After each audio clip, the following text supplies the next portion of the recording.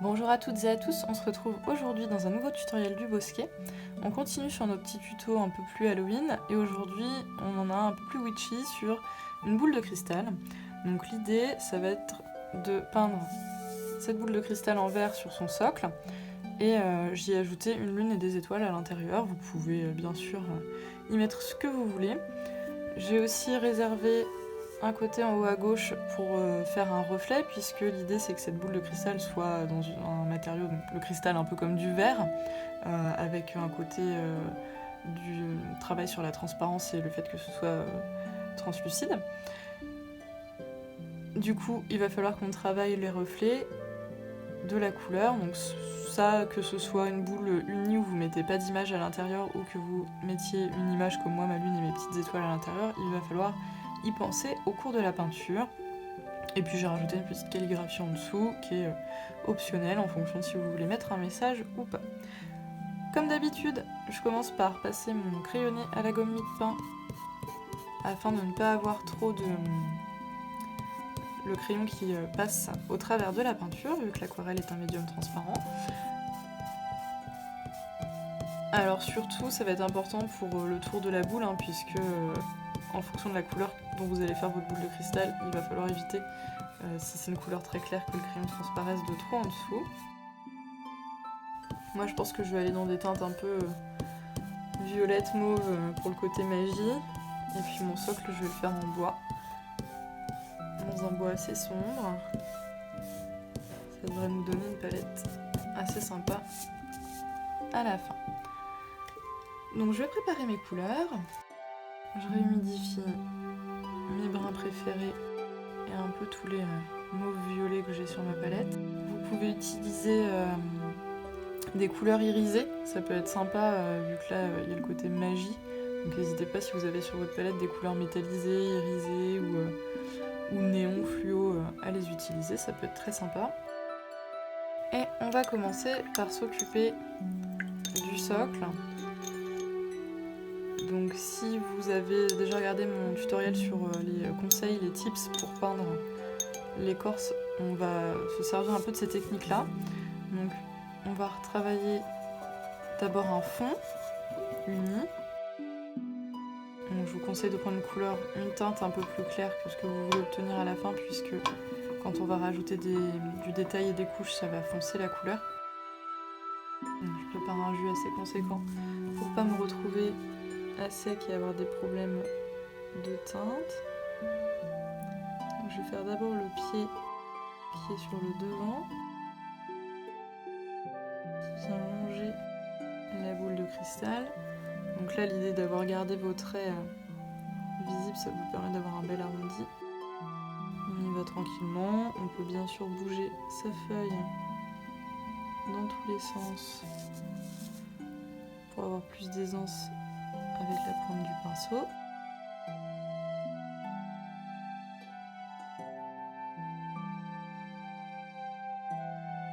Voilà. Et je vais laisser sécher cette première couche avant de peindre les pieds qui sont plus à l'arrière. Comme ça, j'aurai une belle démarcation entre les deux, ce qui me permettra qu'on voit déjà un peu la profondeur en fait de l'objet. Donc pendant que ça sèche, je vais faire les objets qui seront dans ma boule de cristal, donc ma lune et mes étoiles. J'aimerais quelque chose d'un peu éthéré, un peu magique, donc je vais travailler sur humide. Donc je mouille d'abord ma lune pour pouvoir la travailler dans l'humide. Je fais attention à ne pas faire traîner mes doigts dans la peinture brune des pieds. Et donc là, pareil, je longe en fait les traits de crayon qui sont encore visibles. Je vérifie que toute la surface que je veux travailler soit bien légèrement brillante, ce qui me prouve que c'est encore suffisamment humide pour qu'on puisse travailler dedans. Et pour la lune, je vais prendre une couleur de chez Manon du Pigmentarium que j'aime beaucoup, qui s'appelle Merveille, où il y a du mauve et du rose. Et quand on la travaille sur humide, elle est sympa parce que les pigments se détachent les uns des autres et ça fait des effets assez sympas. Donc je vais venir juste déposer en tapotant sur ma lune avec la pointe de mon pinceau. Et je vais rajouter autant de pigments que ce que je veux comme teinte à la fin. J'essaie de travailler quand même un petit peu la pointe et les bords pour que ça soit quand même assez rempli partout.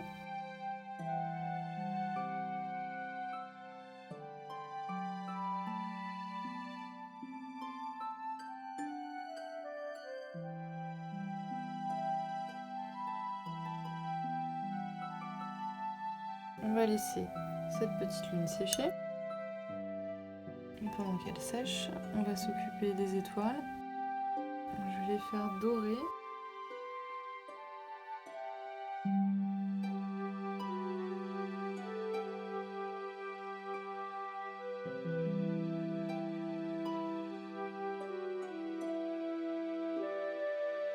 Je vais pouvoir passer à mes pieds derrière pour leur première couche de brun. Donc je prends la même couleur que tout à l'heure. Je vais venir suivre la ligne du pied avant. Donc je le longe mais je ne repasse pas par-dessus pour garder cette démarcation entre le premier et le second plan au séchage. Même chose pour celui-ci. Pendant que tout ça sèche, je vais m'occuper de ma petite calligraphie en dessous. Donc je vais la faire en merveille pour faire un rappel avec la lune.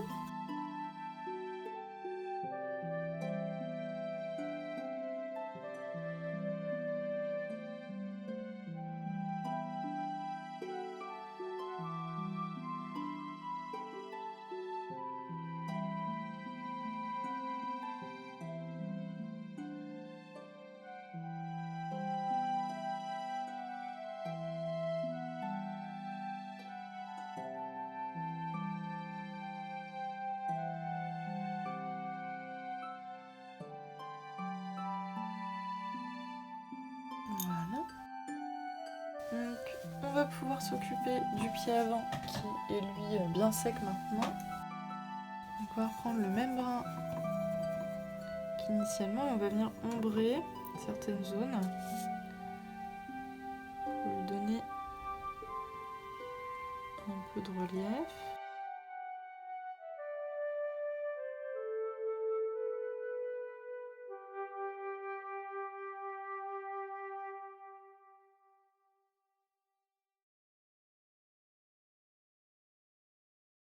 On va venir travailler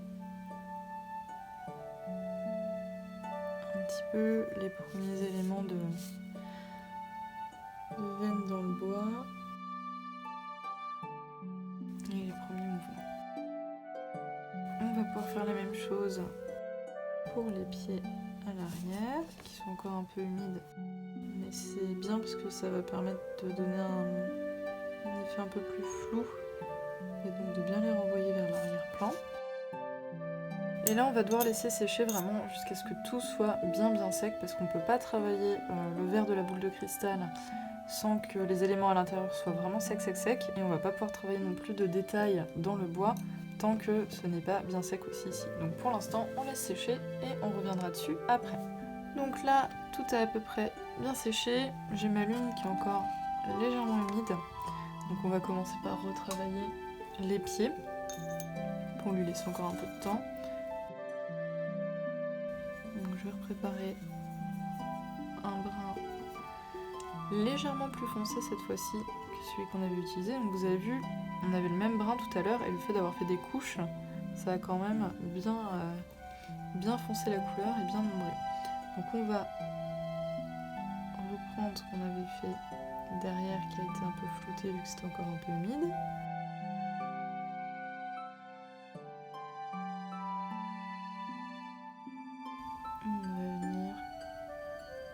rajouter un peu de détail dans la longueur.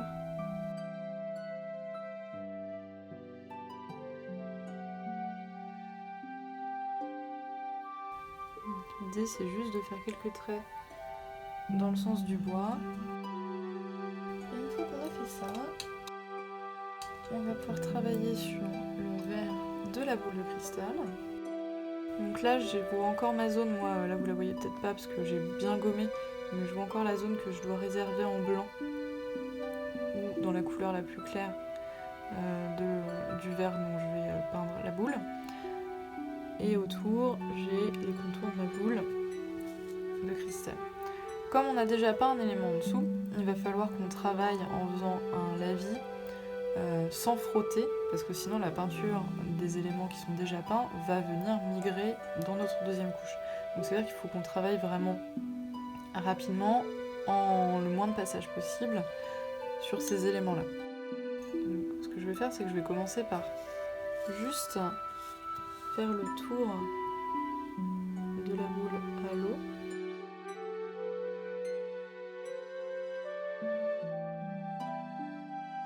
Pour bien voir où je vais placer les couleurs. Je fais la même chose très légèrement là où il y a le bois, en frottant le moins possible pour pareillement que les pigments bruns ne viennent pas migrer dans la boule de cristal. Et je vais venir mettre les couleurs que je voulais utiliser pour cette boule de cristal. Donc je vais faire un jus un peu pailleté.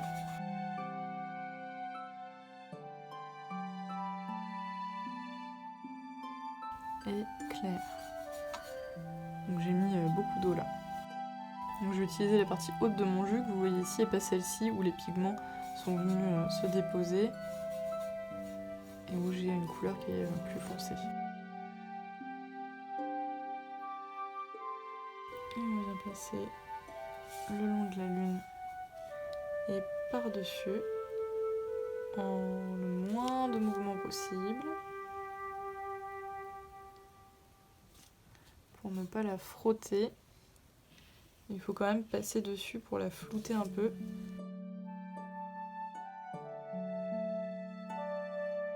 Ici pareil sur les étoiles, je passe en une fois si possible pour avoir le moins de migration de pigments possible.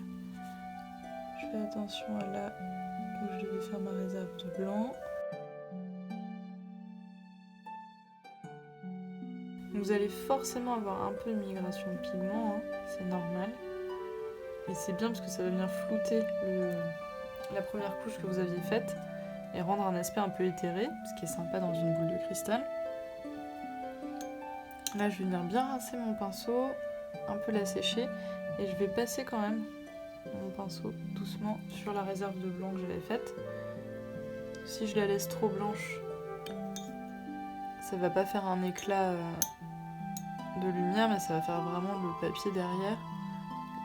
Et comme ma boule n'est pas transparente mais colorée, c'est pas ce que je veux. Donc là, je vais laisser sécher pour voir ce que ça donne au niveau de la migration des pigments. Et une fois que ça sera sec, je verrai si j'ai besoin ou pas de rajouter des ombres, des points de lumière et des petits éléments à l'intérieur. Mais pour l'instant, il faut qu'on laisse sécher sans y retoucher, parce que si je viens rajouter de l'eau ou frotter sur mes éléments à l'arrière-plan, donc mes étoiles et ma lune, je risque d'avoir une énorme migration de pigments dans la boule de cristal, et c'est pas ce que je veux, puisque je veux qu'on puisse discerner quand même un peu la forme des étoiles et de la lune. Donc là, je vais à nouveau laisser bien sécher. La couche sur la boule de cristal est sèche. Quand vous en êtes là, vous pouvez voir si les pigments ont beaucoup migré ou pas. Donc moi ça va, ça me convient, ça n'a pas trop migré, mais il y a un effet légèrement flou autour des éléments que j'avais peints, qui me convient. Je pense que je vais pas rajouter de dernière couche sur cette boule de cristal pour pouvoir garder cet effet un peu flou, mais où on voit quand même assez nettement les éléments. Par contre, je vais rajouter un peu de détail au niveau des pieds avec un stylo à encre, donc un pigment micron très fin pour pouvoir avoir des rainures un peu plus définies.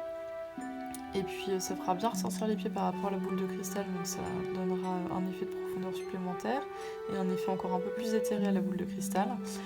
Et puis si vous le souhaitez, vous pouvez rajouter aussi à ce moment-là des tout petits éléments dans votre boule de cristal. Donc je pense que moi je vais moucheter un peu avec du doré pour appeler les étoiles, pour pouvoir faire un petit peu comme s'il y avait un voile pailleté à l'intérieur.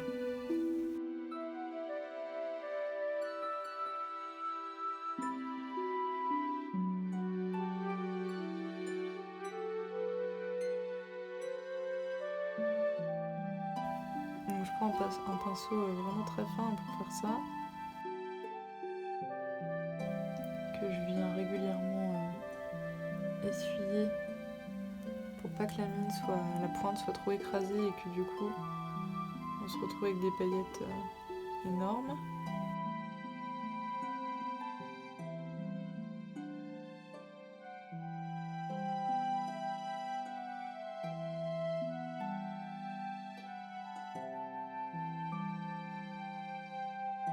Hop, voilà, je vais pas en mettre plus, parce que l'idée c'est pas de surcharger ce qu'il y a à l'intérieur.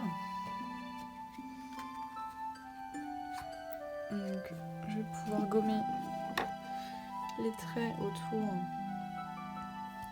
qui restent. Et puis sur la petite calligraphie aussi.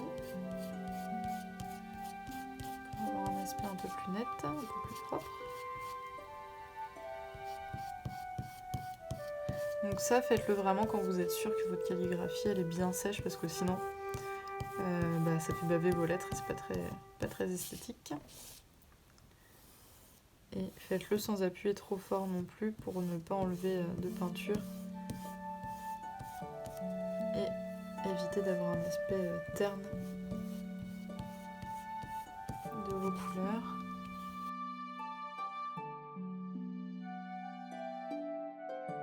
Donc on a fini notre petite boule de cristal un peu witchy. Vous pouvez varier les couleurs, ce que vous mettez à l'intérieur de la boule de cristal, la forme du pied, sa matière. Donc vraiment amusez-vous avec ça. Là, l'idée c'était de vous montrer un peu comment on travaille sur l'aspect de la boule de cristal et puis comment on peut travailler un peu aussi le bois si vous faites des pieds en bois. Mais vraiment, n'oubliez pas de laisser un point de lumière à un endroit en haut de votre boule. Alors moi je l'ai placé en haut à gauche, mais vous pouvez le mettre en haut à droite. Ça dépend un peu de comment la lumière traverse la boule de cristal. Et puis amusez-vous avec des effets de flou à l'intérieur. Vous pouvez flouter encore plus si vous voulez un aspect vraiment éthéré, hein. Vous pouvez repasser plus d'eau. Moi là j'avais envie qu'on voit quand même bien les détails peints à l'intérieur, donc je ne l'ai pas fait, mais testez, faites-en plusieurs pour voir à quel point vous aimez diluer vos arrière-plans. Et puis envoyez-moi vos réalisations, ça me fait toujours plaisir de voir ce que vous avez fait avec les tutos du bosquet. Les tutos sortent à peu près une fois par semaine, donc si ce tuto t'a plu, n'hésite pas à t'abonner et à me mettre un petit pouce pour m'encourager. Je réponds aux commentaires, alors n'hésite pas si tu as une question aussi. Et on se dit à plus tard. Salut!